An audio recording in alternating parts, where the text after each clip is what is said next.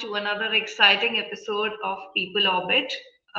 Every week, we pick up some trendy and interesting discussion points in HR and turn the sessions into solution orientations for the viewers.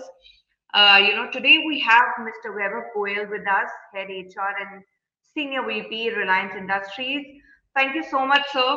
We welcome you on board, and we'll be delving deep into the conversation today with him on retention in the age of job hopping, what actually works. Welcome on board, sir.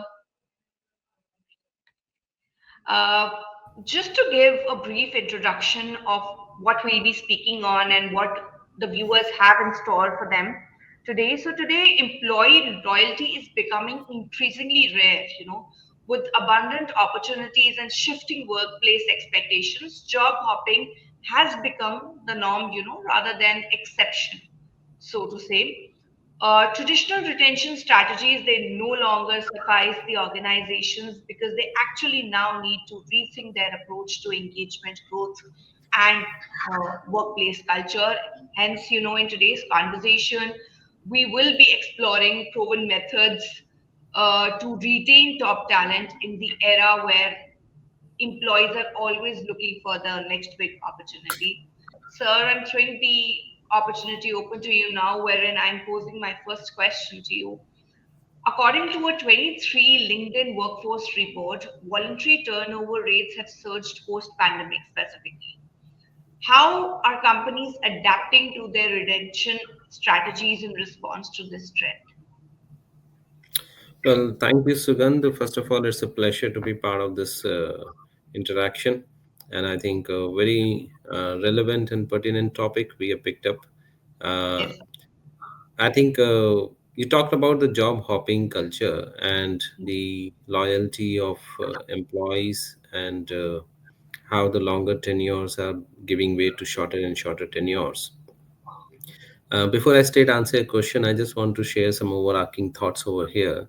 Sure. As somebody myself who has been into my current company for almost 14 years now, and I can clearly see how the trends are really changing.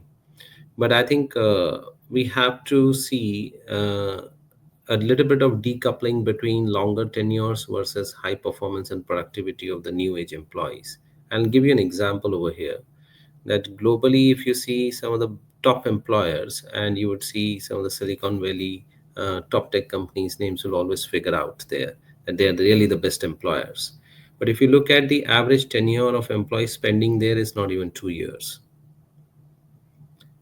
And what that tells us that there is a kind of a decoupling which has happened in the major developed economies in some sectors, that high performing, highly engaged employees may not necessarily stay for a longer tenure because a high performing, highly talented employee is always, uh, you know, flooded with many other opportunities. So, in that context, I am going to answer your first question, which is post pandemic. So, I think post pandemic, a higher level of attrition was seen across sectors. And I must dare say that some of this attrition was not because there was a higher demand, but because there was a lot of fatigue that had got developed. And I would draw parallels with another behavior of consumers where there was a lot of revenge consumerism in terms of revenge shopping, in terms of revenge tourism. And I would say that people just kind of looked at their life a little bit more holistically. Some of the employees and their families had very tough times in the pandemic, uh, unbearable losses and pain. And I think once the pandemic was over, a lot of people reflected on what they want to do for the next 1 to 2 years and kind of recuperate, make some better choices, bring more balance in life. And it was a combination of these things that actually led to a higher level of attrition. I know, as a matter of fact, that a decent percentage of attrition was not because people were getting better jobs, but people wanted to take 1 or 2 years break. And people also then relooked at whether they want to move closer to their hometowns. Post pandemic, a lot of people didn't rethought about their choices living away from the hometown, living away from their parents and families. And in terms of career, they might have actually done some trade off and might have gone closer to the families, to the hometowns. And in a way, I would say there was a kind of a balancing that happened in a uh, holistic decision making in many of the employees. However, this is a 2023 report of LinkedIn, and we are in 2025. Right. And I must say that the the hangover of pandemic is kind of in the backdrop now. And today, now the attrition that we are seeing is mainly because of some of the sectors doing pretty well. There's growing demand, and the skills availability is becoming less and less. So, Also, is it a factor, sir, that the new concept of work-life balance has also pushed into the system? So, company employees are actually looking at good perks over good salary. well, that's always been the case, and I think the difference I would say is a little bit on the both side. I would say pre-pandemic, the companies, if you see the way the well-being initiatives had really kicked off in almost all companies, it was not that people were waiting for the pandemic for taking a holistic view on employee engagement and retention. However, of course, pandemic took it to altogether different level. But I would say there was a slight readjustment in the way the employees were looking back at their careers, and where some of those people in a very right frame of mind in their own context have made some trade-offs and choices. So they might have, some employees have realized that, okay, for me, uh, more perks and a little bit of less compensation is fine. But for many of the employees, of course, they are may not be in a context, or they may not have a preference to make that trade-off. So, in a way, I would say the pandemic actually took almost all employees to a next level in terms of offering perks and offering, I would say, more work life balance opportunities. However, today, as we see that, the definition of work life balance also is seen differently now. We are not really, and let me give an example. It's a lot to do with the culture. uh, we see different kind of work cultures in different parts of the world. If we talk of, let's say, Germany, the work-life balance is very clearly compartmentalized. So if you're working from 8 to 4 in the office, you would not be expected to even pick up a single call from your on your personal call, and you would be 100% dedicated to the work. And once you're outside the office, you're not expected to receive a call from the office. The problem Right. is we are only seeing one side of the coin. We're not seeing that how the both things are being seen in very tight compartments. Right. On the other hand, if you see cultures in Japan and South Korea, the cultural norm of working 12 to 14 hours a day is considered average, and to an extent in China as well. And in our culture, if we are talking about it, then we would be seeing that, okay, it's too much.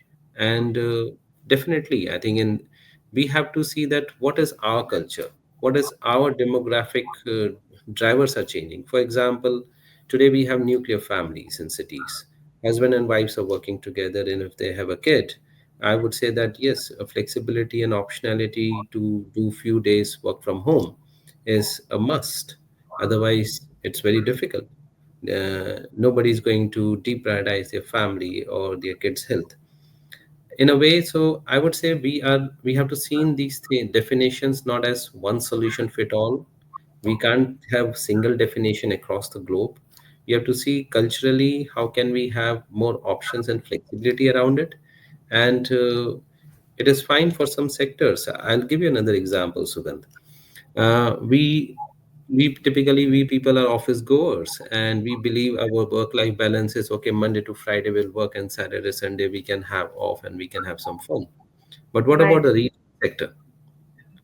In the retail sector, everybody practically works more hours on a weekend, Saturday and Sundays.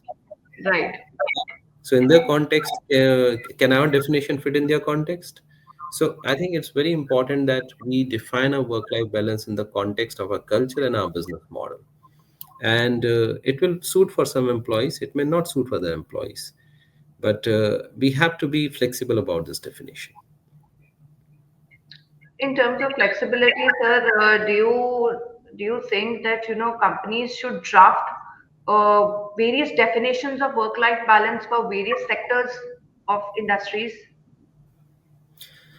Uh, well, not many companies simultaneously operate in multiple sectors, unlike I would say Reliance Industry, which is a large conglomerate. And other large conglomerates also do exist in multiple sectors. And most of these conglomerates have their people policies, which is specific to their businesses.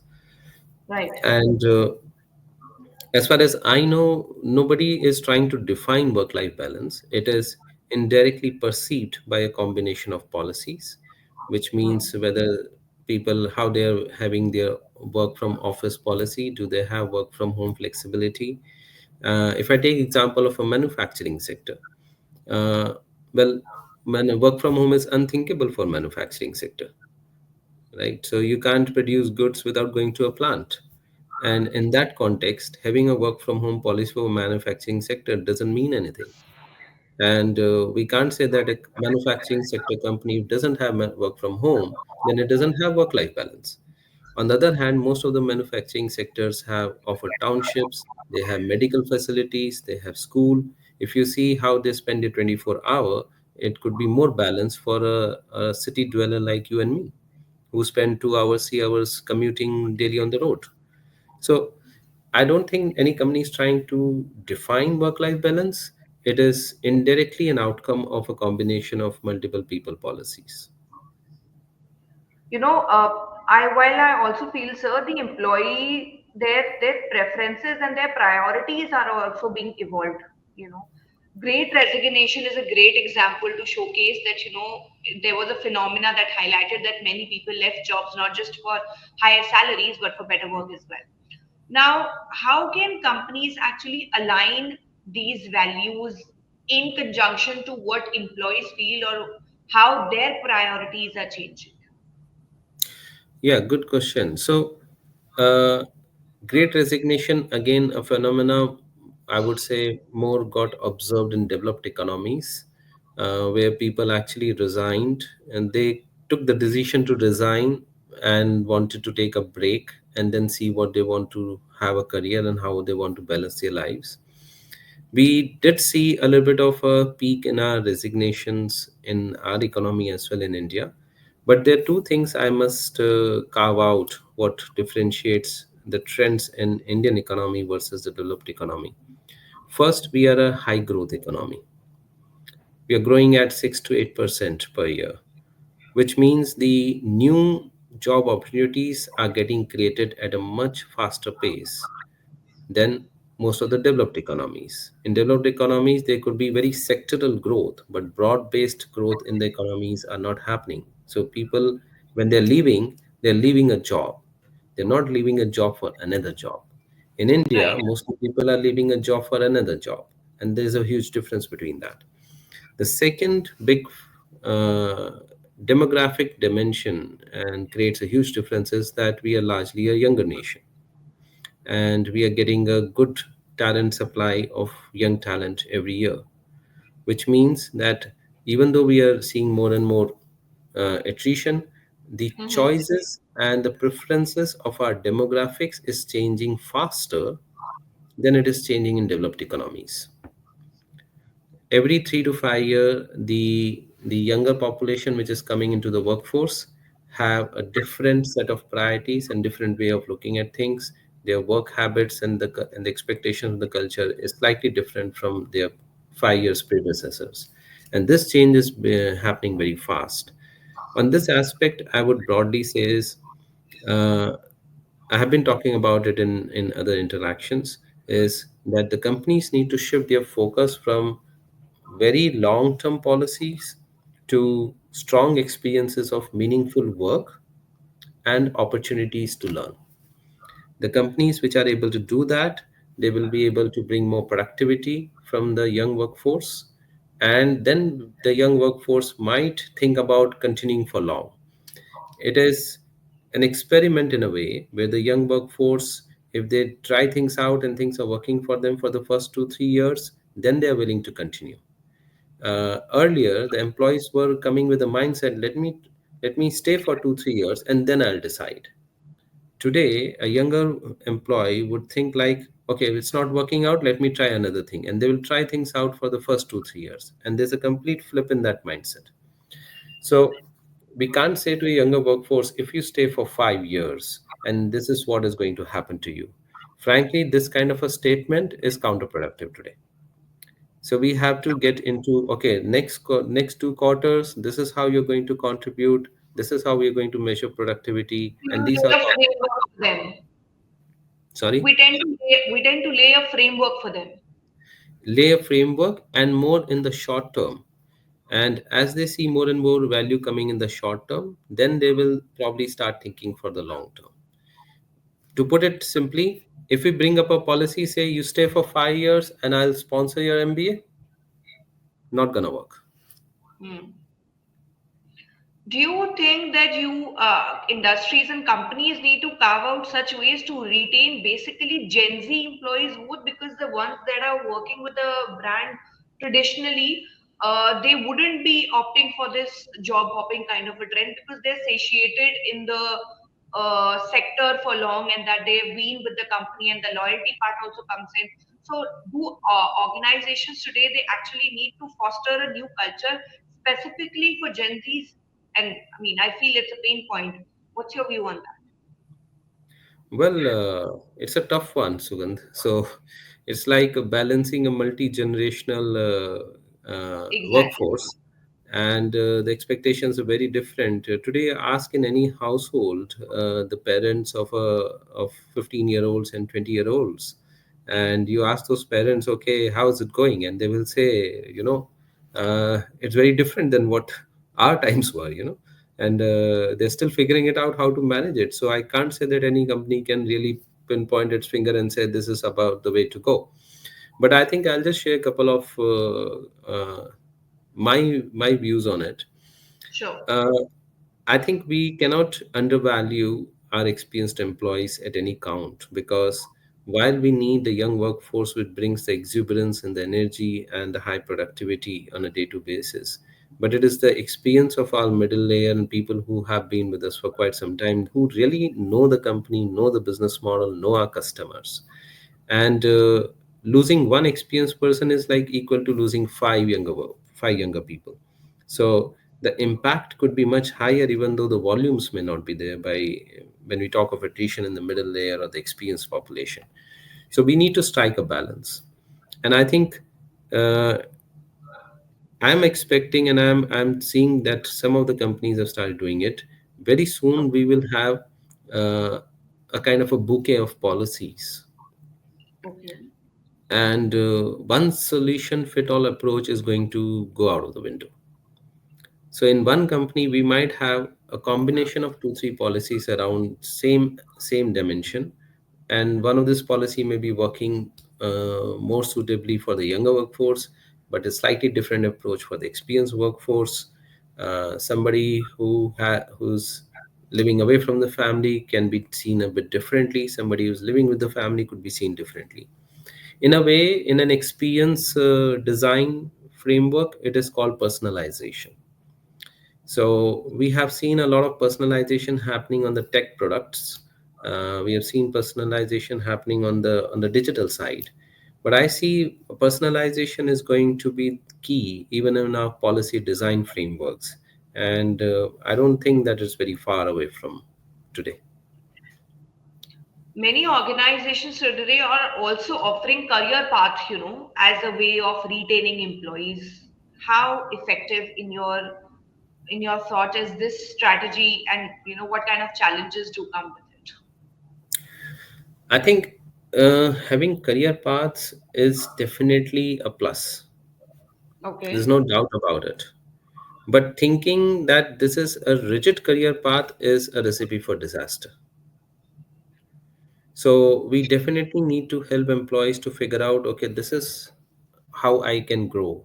This is what I need to do to go to the next level.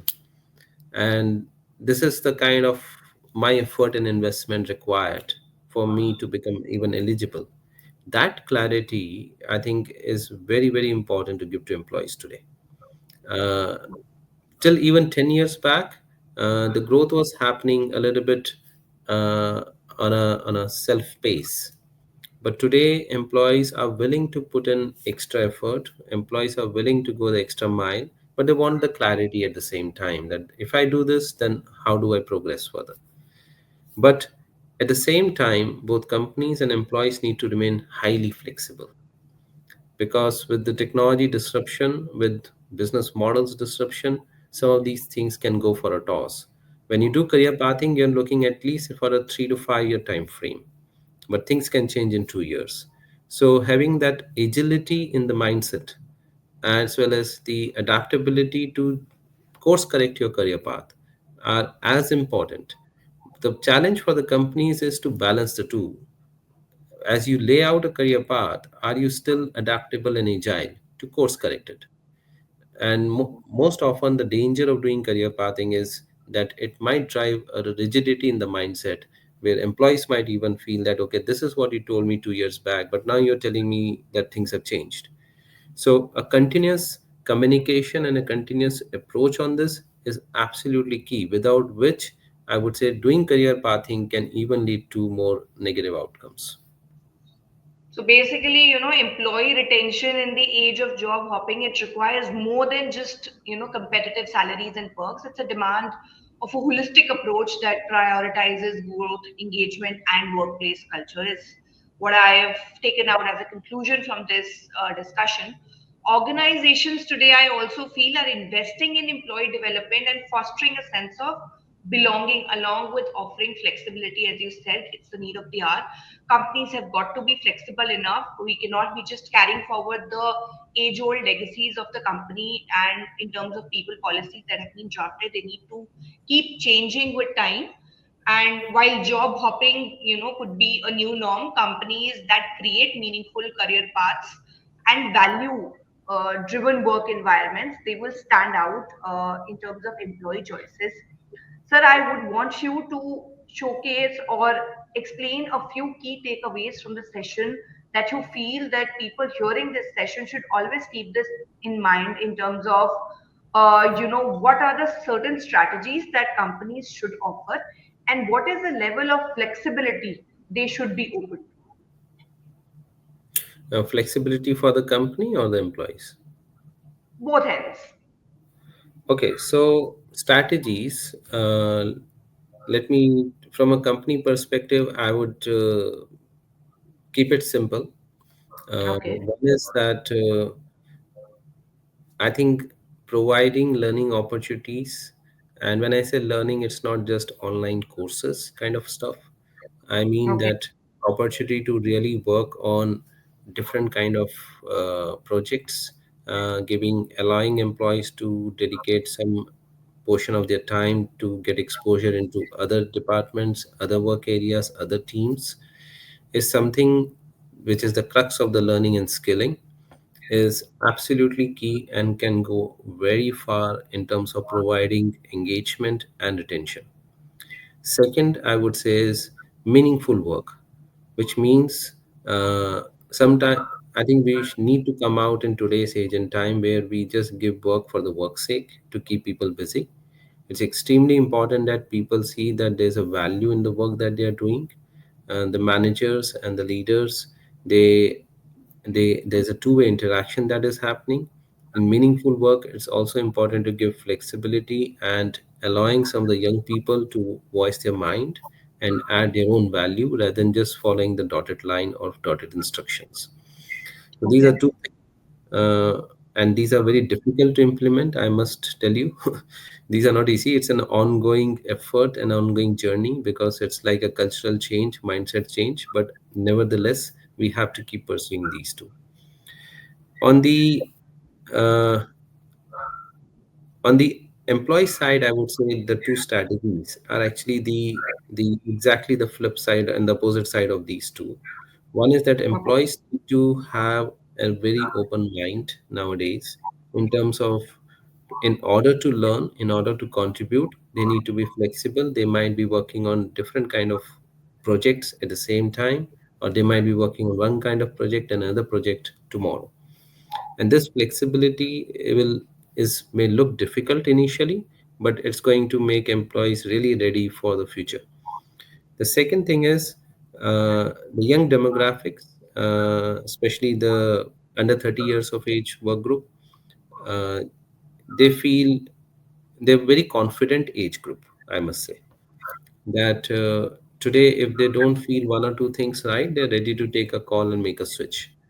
I must say that they should look at a little bit of more persistence.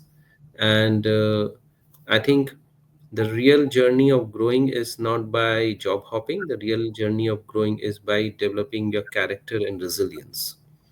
And it would never really get developed until you see all phases of work, which are good days, the bad days, things working in your favor, things not working in your favor. If you're running a project, running a full project life cycle and seeing it through, until you are doing that, you are not really growing internally. You may grow in terms of designations, you may grow to some for some time in your compensation, but then you will hit a ceiling. And when you will hit a ceiling because you have not grown internally, that Mhm. time it's very difficult to break that ceiling. Okay. Fair enough, sir. I believe you've summed it up in a very holistic manner that in every aspect, let's say from an employee side as well as from an employer side, there is a solution orientation in our talk today because both the segments will need to know how they can improve and what more strategies do they need to put in place. While job hopping is a trend, my last question, sir, do you think it's a trend that will fade away with time or is it going to stay for longer? So, so I would say that. So let me put it this across. I would refrain myself from calling it job hopping, Okay. because even if some young people end up doing it, I still say that they're still trying to figure out things, going through a learning phase. The key point for me here is that I would not like to equate the productivity and the performance by the number of years a person has worked. Okay. Uh, if some people are not feeling comfortable where they are, uh, just trying to spend too much time there is going to be actually counterproductive as well. So in a traditional way, I would say that yes, when people are leaving one job for another job for very little difference in terms of little bit of comp or little bit of some other hygiene factors, I would say that is what I would categorize as okay, job switching and job hopping with a short term mindset. Okay. On that aspect, I must say, Sugan, that we are in an economy which is growing at 6 to 8% Mhm. annually, and we want to grow faster. Now, when this kind of growth cannot come without talent moving around. So Right. there's a certain attrition percentage each company has to figure out that okay, my business model can manage this level of attrition. If it goes beyond that range, then of course you need to figure out what to do about it. And you might be out of the market, out of sync in terms of compensation, or there could be other factors. You might have to build new talent supply chains to mitigate that. And it could be happening that you are now a smaller company, another big company has opened a shop next doors, and you can't really do much about it. Then you have to rethink your strategy. So in a growing economy, there is going to be certain level of attrition. Okay. People are going to get some good opportunities, and they will like to move around. I must also say that India is becoming practically the talent shop for the world in terms of GCCs, the Global Capability Centers. It's Mhm. becoming a bigger hiring. Its hiring has become bigger than the IT sector of India today, which means all multinationals are coming to India to hire people. Right. And so we are becoming a talent shop as well. And where will they hire from? They will hire from the existing companies. So we need to look at these factors strategically, define a range in which we can manage and our business not severely impacted. And if it is getting impacted, of course, we need to come up with strategies of either retention or better talent supply pool. Fair enough, sir. Thank you so much for joining us and for sharing the knowledge, imparting it with great analysis that you have and with the anecdotes that you've shared. It's been a pleasure speaking with you, sir. Thank you so much. Pleasure is all mine, Sugan. Look forward to the podcast and the release. Yes, yes. And for viewers who are watching this, so if you have any further queries onto this segment, and if you want to ask for any strategies or if you have any counter strategies that you would want to put in place, you can clearly get in touch with Mr. Goyal. So while we will be posting this interview, you can actually leave your questions in the comment section, and he'll be happy to respond to all your queries. Thank you so much, sir. Thank you, and all the best to all the listeners and to your team. Thank you so much, sir. Thank you.